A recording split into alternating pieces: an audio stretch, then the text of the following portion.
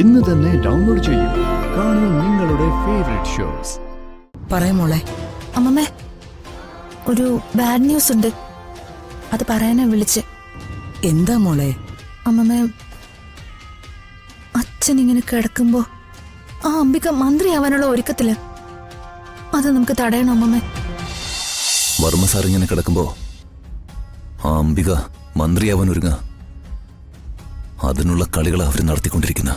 അപ്പോ അവരുടെ ലക്ഷ്യം അതായിരുന്നു അല്ലേ? അതിനനുവദിച്ചു കൊടുക്കരുത് രാജു. നമുക്ക് എന്ത് ചെയ്യാൻ പറ്റുന്നത്? ഇതൊക്കെ തീരുമാനിക്കുന്നത് പാർട്ടിക്കാരല്ലേ? അംബികയും അനന്തരം ചേർന്ന് പാർട്ടിക്കാരെ എല്ലാം കയ്യിലെടുത്തിരിക്കുക. അവരുടെ ശല്യം അടിക്കടി കൂടി വരുക. ഇനി അധികാരം കൂടി കിട്ടിയ ബാക്കി പറയാൻ വേണ്ട.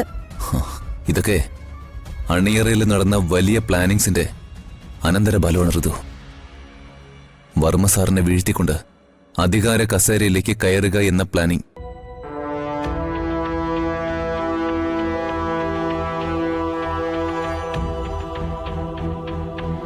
നീ വരുന്നുണ്ട് വൈറസ്.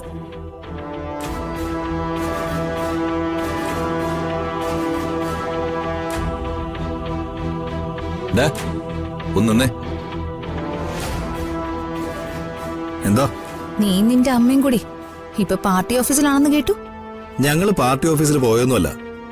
പാർട്ടി പ്രസിഡന്റ് അനന്തപിള്ളയും കൂട്ടരും കൂടി ഞങ്ങളെ വിളിപ്പിച്ചതാ. പിന്നെ വല്യമ്മാവൻ ഇങ്ങനെ കിടക്കുമ്പോ വിദ്യാഭ്യാസ മന്ത്രിയുടെ ചുമതല അമ്മ വഹിക്കണമെന്ന് റിക്വസ്റ്റ് ചെയ്യാനാ വിളിച്ചേ. ഈ നാട്ടില് അതിനുള്ള യോഗ്യതയുള്ള മറ്റാരും ഇല്ലല്ലേ? യോഗ്യതയുള്ളവരൊക്കെ കാണും. പക്ഷെ വല്യമ്മാവൻ കഴിഞ്ഞ ആ സ്ഥാനം വഹിക്കാനുള്ള അർഹത എന്റെ അമ്മയ്ക്കാ. അതൊന്ന് കാണണല്ലോ. അച്ഛനെ കട്ടിലിനാക്കിയിട്ട് അവരുടെ കസേര കളി. അപ്പൊ ഇതിൽ നിന്ന് തന്നെ വ്യക്തമല്ലേ ആ ബോംബ് സ്ഫോടനത്തിന് പിന്നില് ഇവരായിരുന്നു. ദേ, രണ്ടുപേരോടും കൂടി ഒരു കാര്യം ഞാൻ പറഞ്ഞേക്കാം. ആവശ്യമില്ലാത്ത ആരോപണമൊന്നും എന്റെയും എന്റെ അമ്മയുടെ മേലില് അടിച്ചേൽപ്പിക്കരുത്. നീയൊക്കെ എത്ര വെല്ലുവിളികൾ നടത്തിയാലും വല്യമാവന് പകരം മന്ത്രിയാകുന്നതേ എന്റെ അമ്മയായിരിക്കും. അതിന് യാതൊരു ഡൗട്ടും വേണ്ട. പിന്നെ മര്യാദയ്ക്ക് അടങ്ങി ഒതുങ്ങി നടന്നു കഴിഞ്ഞാ നിനക്കൊക്കെ കൊള്ളാം. പറഞ്ഞേക്കാം. രാജു, അവൻ നമ്മളെ ഭീഷണിപ്പെടുത്തിയിട്ടാണല്ലോ പോയത്. അതൊരു വെല്ലുവിളിയാ. അവൻ പത്തി വിടർത്തുന്നത് അപകട.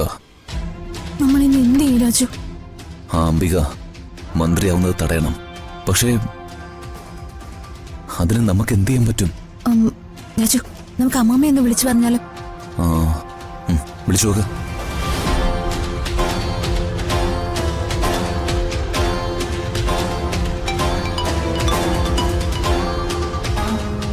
മോളെ.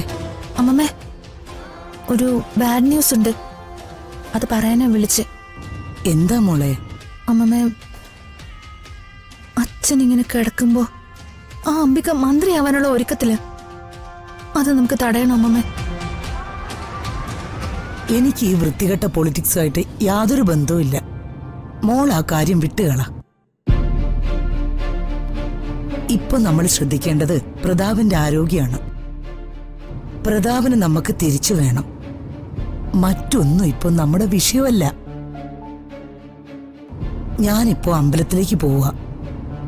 അവൻ കണ്ണു തുറന്നു കഴിഞ്ഞേ ഞാൻ ക്ഷേത്രത്തിൽ നിന്ന് തിരിച്ചു വരൂ. മോള് ഫോൺ വെക്കേ.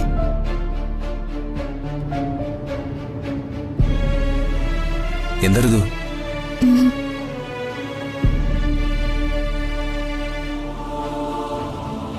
എന്റെ ദേവി, എന്റെ കുഞ്ഞിനൊന്നും വരുത്തല്ലേ.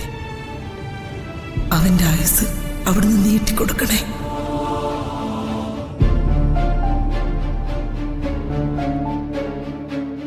അങ്ങനെ എല്ലാ എതിർപ്പുകളെയും പുല്ലുപോലെ തള്ളിക്കളഞ്ഞുകൊണ്ട് നമ്മുടെ അംബിക വർമ്മ നാളെ വിദ്യാഭ്യാസ മന്ത്രിയാവുകയാണ്.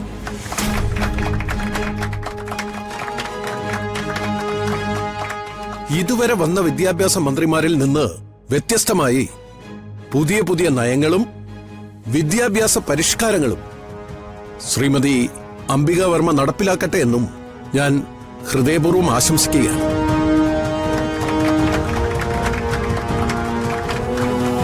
സംസ്ഥാന ഭരണം ഒരു കുരുക്ഷേത്ര യുദ്ധം പോലെയാണ്. അവിടെ മഹാരഥന്മാരായ പോരാളികൾ ഏറെയുണ്ട്. ഭീഷ്മർ, ദ്രോണർ, കർണൻ, അശ്വത്ഥാമാവ്, അർജുനൻ, ഭീമൻ. യുദ്ധരംഗത്ത് അംബിക തളർന്നിരിക്കുമ്പോ സാരഥിയായ ശ്രീകൃഷ്ണനെ പോലെ ഗീതോപദേശം കൊടുക്കാൻ ഞാൻ ഉണ്ടാകുമെന്ന ഉറപ്പ് നൽകുന്നതോടൊപ്പം ഈ കേക്ക് കട്ട് ചെയ്യാൻ ശ്രീമതി അംബിക വർമ്മയെ ഞാൻ ഹൃദയപൂർവ്വം ക്ഷണിക്കുന്നു. Thank you. വെൽക്കം.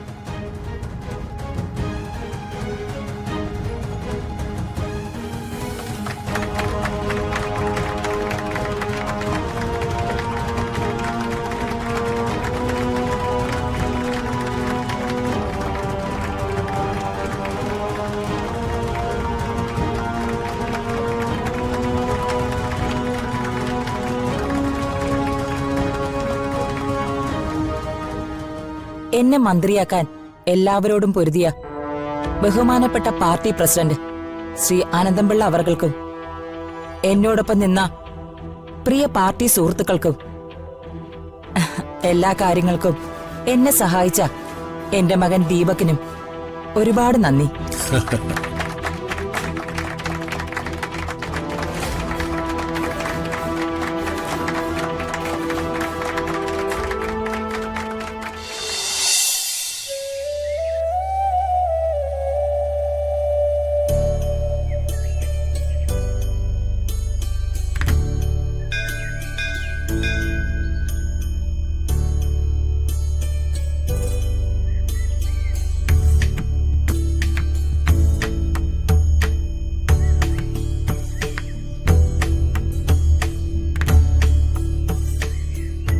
വർമ്മ സാറിന്റെ അസുഖം എത്രയും പെട്ടെന്ന് മാറ്റണേ ഭഗവാനെ. സാർ എത്രയും വേഗം ഉണർന്ന് സംസാരിച്ചു തുടങ്ങണേ.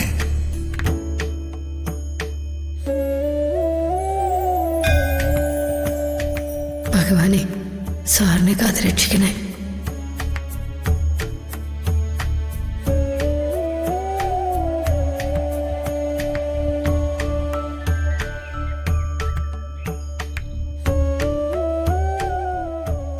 വേണുവേട്ടാ, വർമ്മസാറിന്റെ നാളെന്താന്നറിയോ? അറിയാം, അവിട്ട നക്ഷത്ര.